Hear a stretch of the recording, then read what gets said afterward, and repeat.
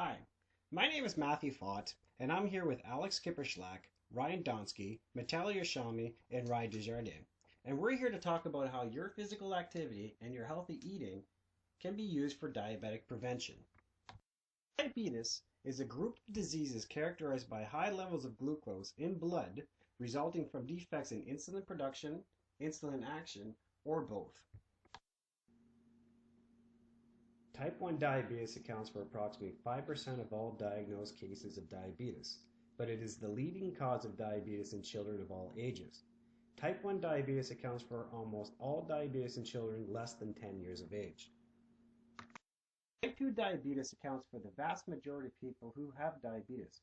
Approximately 95% of the people who are diabetic are usually type 2. In type 2 diabetes, the body isn't able to make insulin the right way, and this is called insulin resistance. As type 2 diabetes gets worse, the pancreas may make less and less insulin, and this is called insulin deficiency. The Canadian Diabetic Association estimates that more than 9 million people, or 1 in 4 Canadians, live with diabetes or prediabetes. This will rise to 1 in 3 by 2020 if the trend continues. The economic burden of diabetes in Ontario is estimated to be $4.9 billion in 2010. This cost is expected to increase to 42% in the next decade to over $6.9 billion by 2020. Type 2 diabetes used to occur mainly in adults who were overweight and older than 40 years.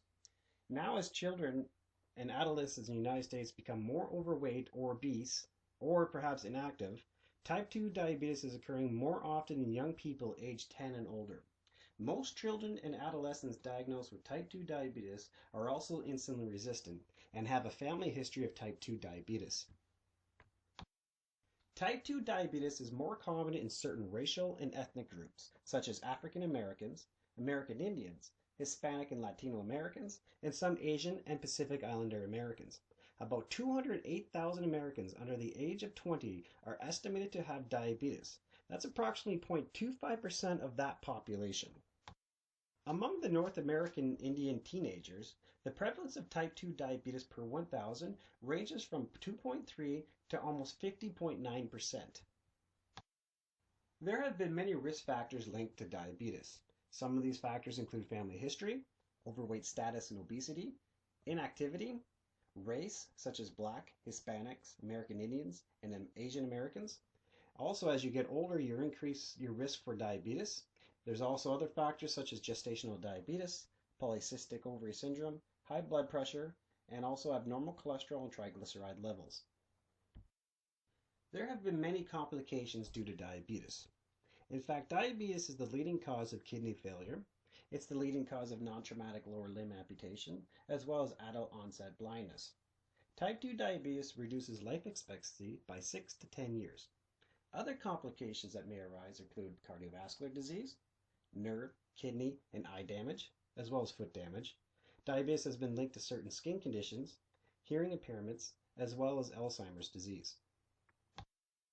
A strategic plan that is developing across YMCAs throughout Canada is the development of diabetic prevention programs that highlights the importance of lifestyle changes and physical activity in individuals with diabetes. It has been shown that weight reduction alone reduces the risks associated with diabetes. 14 YMCA facilities practice lifestyle changes accompanied with physical activity for 4 months, and they achieved a 5 to 7% weight reduction and reduced their diabetic risk between 58 and 71%. The idea is to develop self-efficacy with respect to targeted behaviors to improve the children's dietary intake, physical activity, and self-esteem, which in turn will reduce insulin resistance by stabilizing the body's weight. Nevertheless, one of the weaknesses of this program, as pointed above, is the challenge of motivating participants and implementing all the behavioral changes proposed by the program.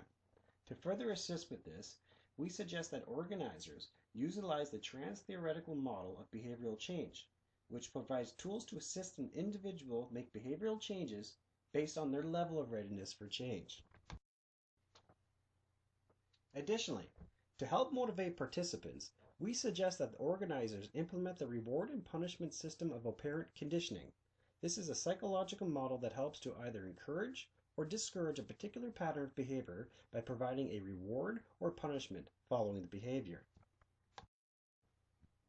For example, a teenager that did not make further weight gains during the week by adhering to the program would be rewarded with something that is meaningful to them, such as receiving a music lesson at the center or perhaps a healthy cooking class.